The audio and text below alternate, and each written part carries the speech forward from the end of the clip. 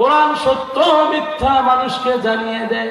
এবার বলুন তো, একটা ভোলা ডিম, পচা ডিম আর একটা ভালো ডিম, দুইটা যদি পাশাপাশি রাখা হয়, আর যদি আপনাদেরকে বলা হয় পচা ডিম দেন, নিবেন আপনারা? এই নিবেন? কেন নিবেন না? ওটা তো পচা, দুর্গন্ধ। ভালোটার কথা বললে নিবেন কি নিবেন না? আমার আল্লাহ যে আইন দিলেন, যে বিধান দিলেন, সেই রাষ্ট্র পরিচালিত হবে একমাত্র ভালো বিধান দিয়ে, ঠিক কিনা বলুন? আর যদি ভালো বিধান বাদ দিয়ে জরিনা সকিনা ব্রিটিশ দিয়ে তৈরি করা বিধান নিয়ে যান, তাহলে বিপদ কি হবে লক্ষ্য করুন।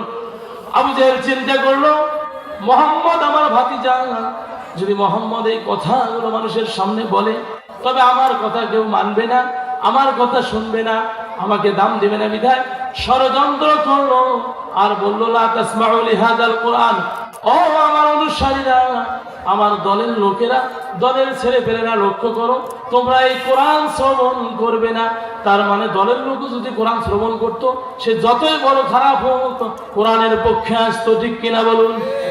রাসূলকে মারার জন্য গিয়েছিল কে? ওমর। কে গিয়েছিল?